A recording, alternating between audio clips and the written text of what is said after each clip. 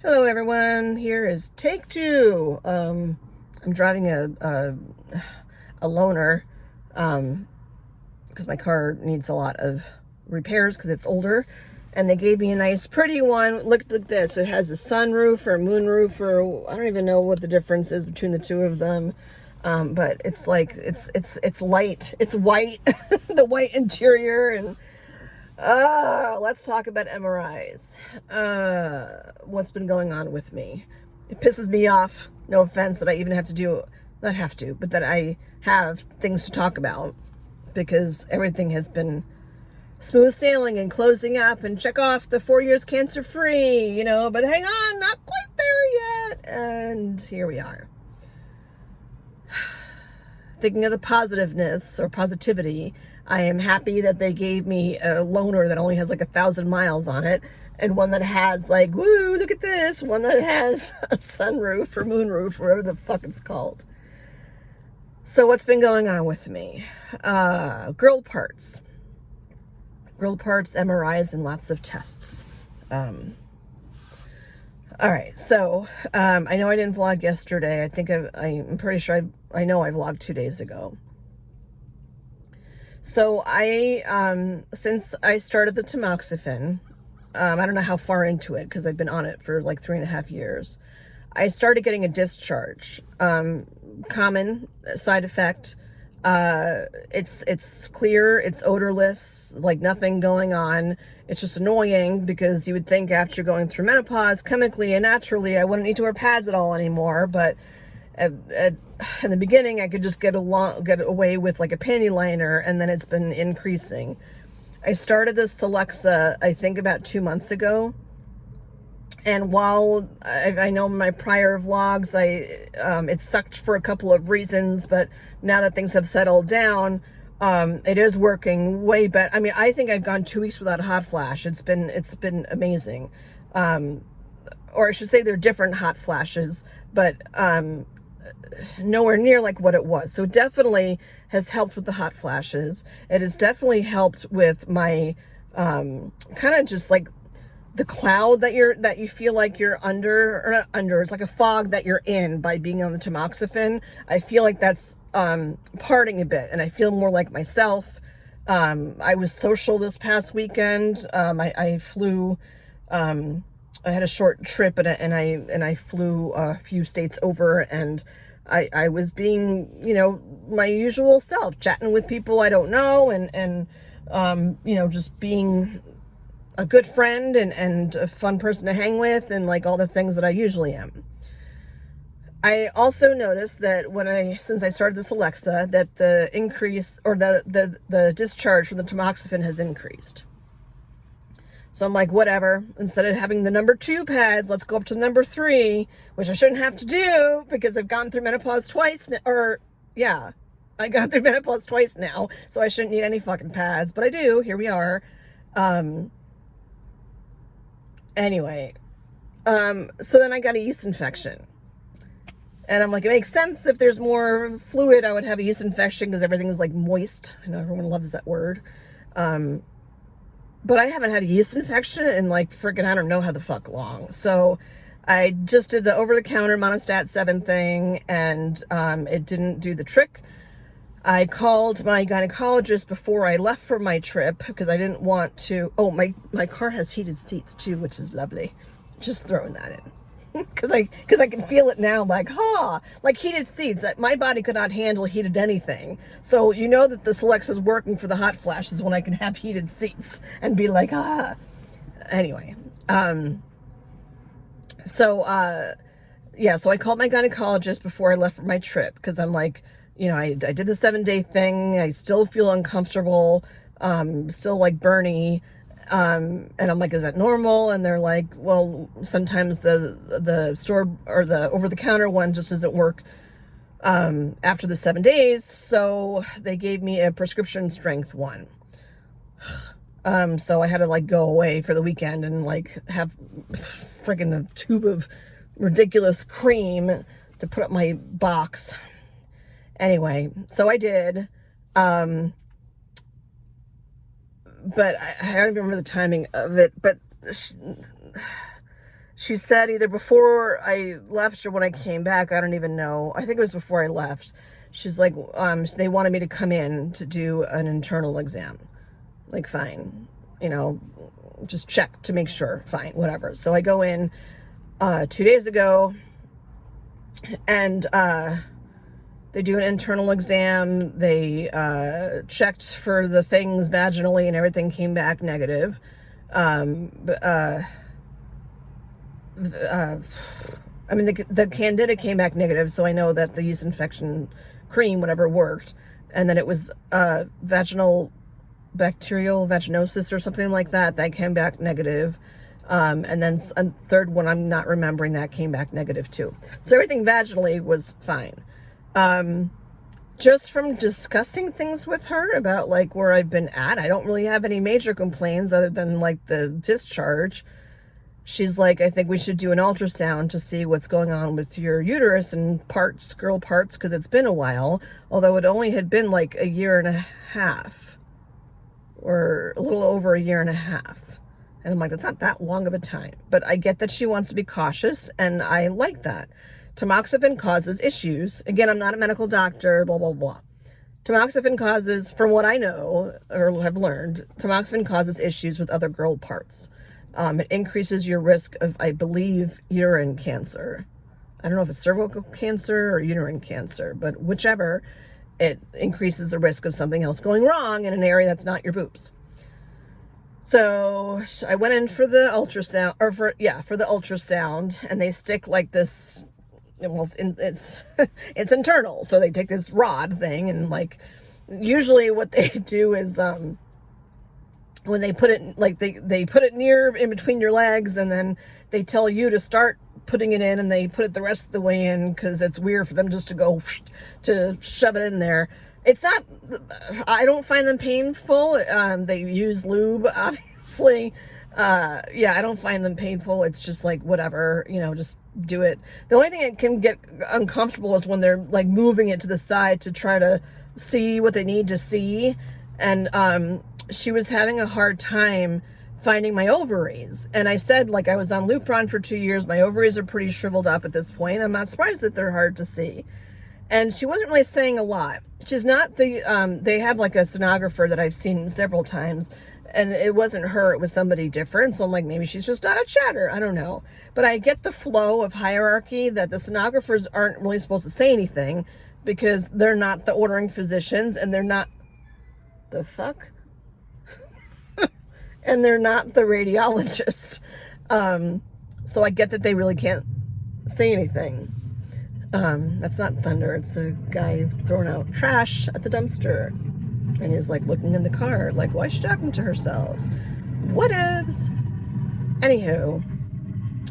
So she was having a hard time finding my ovaries, and I wasn't concerned because I know that they're all shriveled up from the Lupron, which is a good thing because that means, you know, less hormones in my body, which will make cancer cells not have anything to eat. Hooray.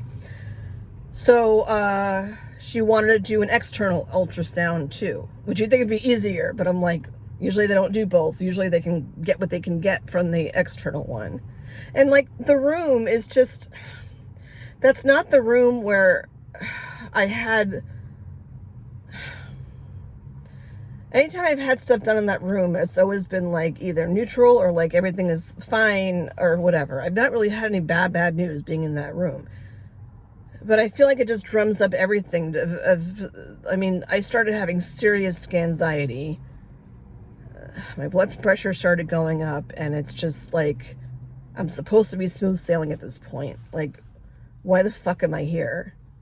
And even when I sat like on the table and she started saying like, put your foot in the stirrups, and I'm like, I know. I just like put my foot in the stirrups and then like scooch myself forward, put your butt on the end of the table. I'm like, this is not my first walk in the park here. I'm hoping this isn't cut off because someone's calling me right now.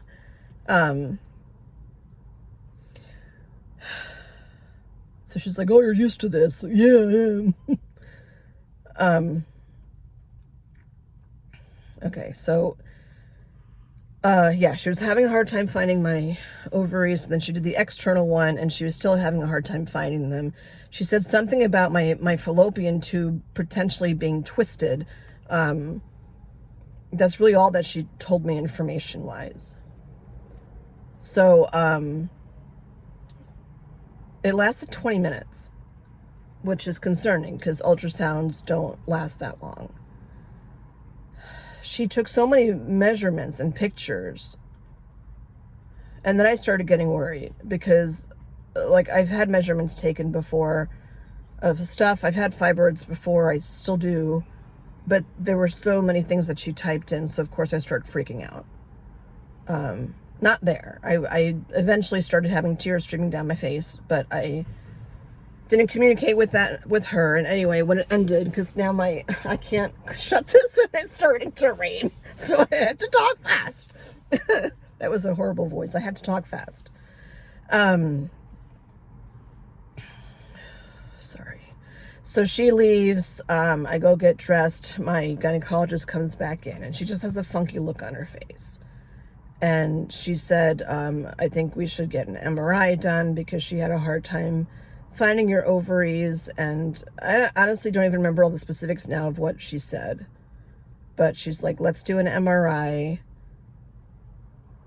I'm like, okay. I'm having a breast MRI on Friday. Can I just like do one facing one way, flip me over, do the other one facing the other way? And she's like, no, it has to be a separate MRI. Joyous. So then yesterday I had a conference at work, so I really couldn't answer the phone much, but I got a call from Newton Wellesley, from my doctor, or the nurse. The first call I missed, and she said she wanted to go over results and recommendations. That's not a fun little phrase. Results is fine. Recommendations, if something was not wrong, you wouldn't need recommendations. So I call her back, and fast forward, what I find out, I looked in the gateway, I read the radiologist report. They think that my fallopian tube is twisted. I have a lesion either on my fallopian tube or in or whatever, or in my ovary. They couldn't tell, which is why I need to have the MRI done, which I'm having done on Tuesday, which is pretty quick. That's only a few days from now. My breast MRI is tomorrow, which is Friday, and then Tuesday I have the pelvic MRI. And in between that, on Monday, I have my final breast tattooing. And at this conference, check this out. Do you see this? I got totally sunburnt. Look at that. Ah! This will be a great thumbnail. Look at this. I got totally sunburnt just from walking over to the freaking conference from the parking lot. It was like crazy hot the past couple of days. So now I have like red square, which will be interesting when she does the tattooing, but whatever. It is what it is. So the MRI she wanted to have done, and then they found a mass the size of a small plum on the inside of my uterus. Tamoxifen apparently makes your uterine lining, the endometrial lining, thicker than like normal. Mine is much thicker than normal, which isn't necessarily bad. It just like is because of the tamoxifen. She asked me why they didn't switch me to an aromatase inhibitor. And it was kind of like at that time when I had the conversation with my oncologist, it was like the devil you know versus the devil you don't. Do you stay on the tamoxifen because everything seems to be settling down, or do you switch to an estradiol, letrozole, whatever they are, which I hear like cause a lot of joint issues. I don't want to have joint issues. Those are now gone. So I chose to stay on the tamoxifen. I feel like she's going to tell me get off of it and switch over to the anastrozole or letrozole because I'm postmenopausal now. She gave me a fist pump like since December, which is more than 6 months ago. Like I'm officially postmenopausal, like naturally, aside from when I wasn't put in menopause because of the Lupron.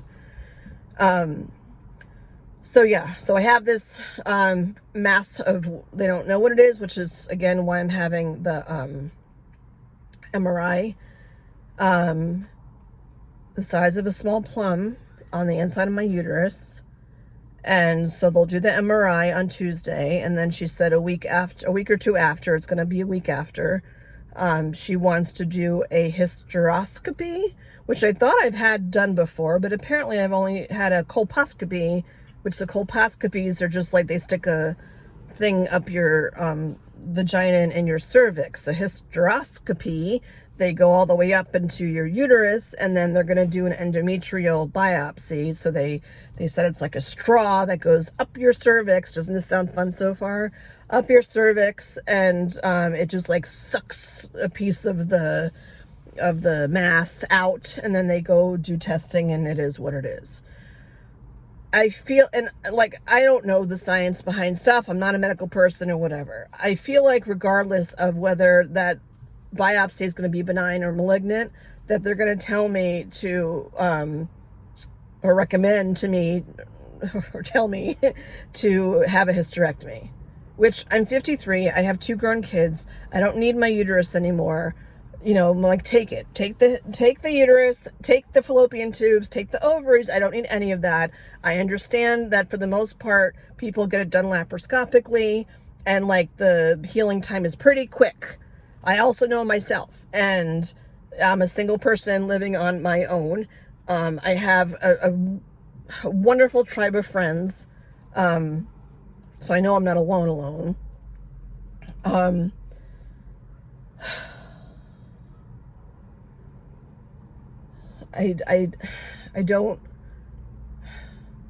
wanted to spend this summer like getting back to normal, getting back to myself.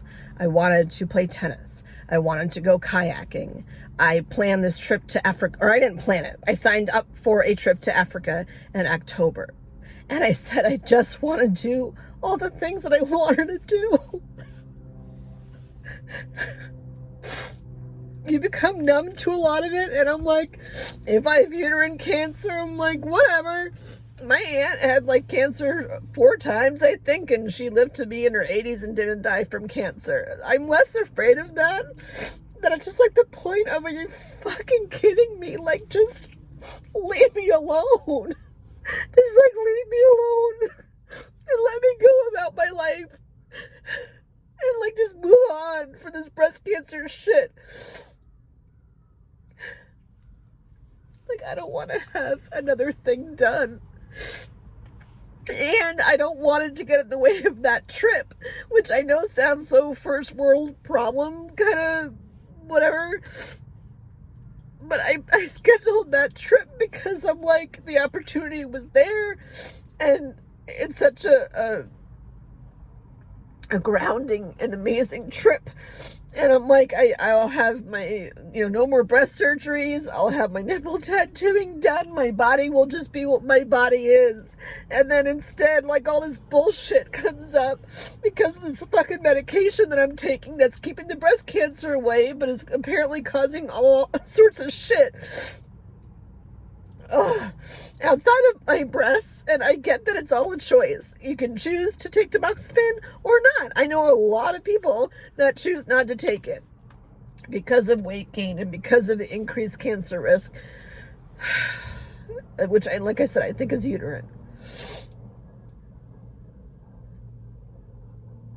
I'm just so over it.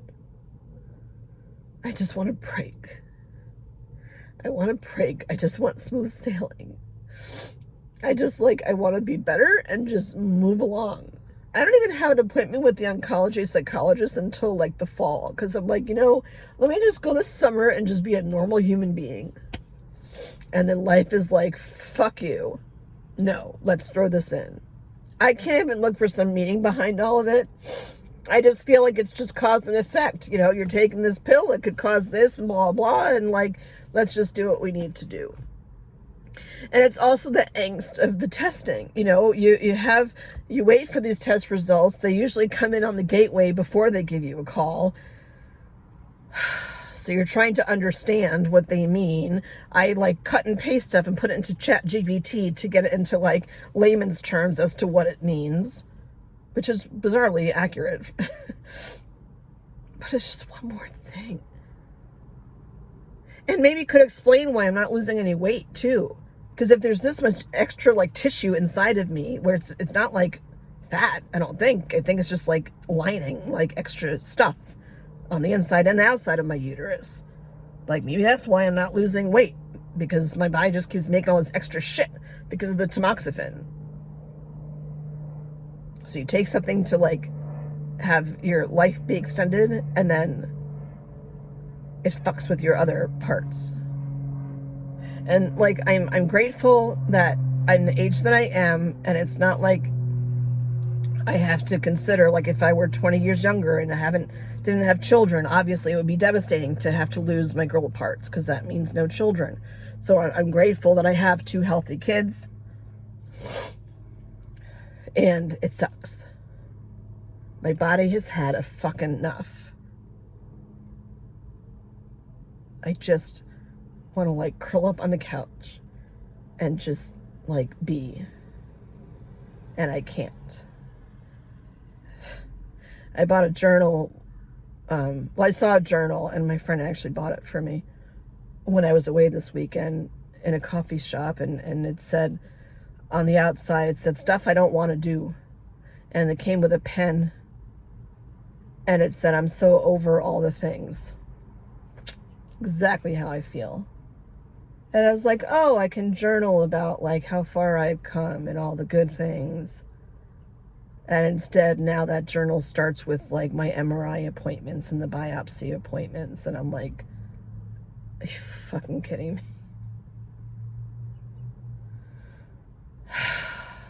I'm grateful. One of my friends called this morning, and she was just talking to me and helping me breathe. It's just a lot. So I'm not going to stay on here forever, because I need to just go home and lay on the couch and just lay in a little ball. I don't even know what I'm going to eat. I'm not going to cook. I don't even know what to do about anything right now. One step at a time. Having a good hair day. I straightened it. Look at that. Look at that pretty hair day. I got to focus on the positive. Pretty hair day with my pretty sunroof. I've had enough. All right, I'll keep you posted. Tomorrow's my breast MRI, and then I have the weekend, and Monday's the the nipple tattooing, and then Tuesday is the other MRI. One day at a time. That's all I can do. All right, I'm going to go eat. Bye, everyone.